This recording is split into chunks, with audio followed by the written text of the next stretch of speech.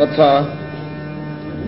ಅಯೋಧ್ಯ ನಗರದಿಂದ ನೀನು ಹೊರಟು ಬಂದಾಗ ಆ ಕಾಲಕ್ಕೆ ನಮ್ಮಪ್ಪ ದಶರಥ ಚಕ್ರವರ್ತಿಗಳು ಕೇಕೆಯ ಭವನದಲ್ಲಿ ಆಧಾರ ತಪ್ಪಿ ಕುಸಿದು ಬಿದ್ದಿದ್ದರಂತೆ. ಪೂಜ್ಯರಾದ ವಸಿಷ್ಠರು ಆ ಬಗ್ಗೆ ನನಗೆ ಹೇಳಿದ್ರು. ಹಾಗೆ ಕೈ ಚೆಲ್ಲಿ ಬಿದ್ದಿದ್ದಂತಹ ನಮ್ಮಪ್ಪನನ್ನು ನೀನು ಎತ್ತಿ ತಳ್ಕೈಸಿ ಮಂಚದ ಮೇಲೆ ಮಲಗಿಸಿ ಅವರ ಬೆನ್ನಿಗೆ ದಿಂಬನ್ನಿತ್ತು ಆಧಾರ ತಪ್ಪಿದ್ದ ನಮ್ಮ ತಂದೆಯವರಿಗೆ ಆಧಾರವನ್ನಿಟ್ಟಿದ್ದೀಯ.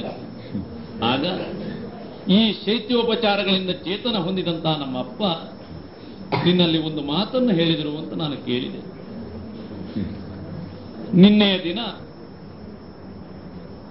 ಪಟ್ಟಾಭಿಷೇಕಕ್ಕೆ ಸಿದ್ಧನಾದಂತಹ ನಿನಗೆ ಆ ತಕ್ಕುದಾದಂತಹ ವೃತ್ತವನ್ನು ವ್ಯವಸ್ಥೆಗೊಳಿಸಿ ಮತ್ತೆ ವೃತ್ತಕ್ಕೆ ಹೊಂದಿ ಉಪವಾಸದಿಂದಲೇ ನೀನು ಇದ್ದೇ ಅಲ್ಲ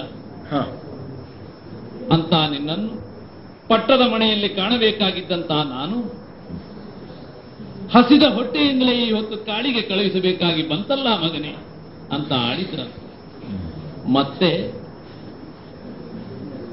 ಈ ಒಂದು ದಿನವಾದರೂ ನಿತ್ತು ನನ್ನ ಜೊತೆಗೂಡಿ ತೃಪ್ತಿಯನ್ನಿತ್ತು ಅನ್ನವನ್ನುಂಡು ನಾಳೆಯ ದಿನ ಬೇಕಿದ್ರೆ ಮಗನೇ ಕಾಡಿಗೆ ಹೋಗಬಹುದು ಅಂತ ಆಡಿದ್ರಂತೆ.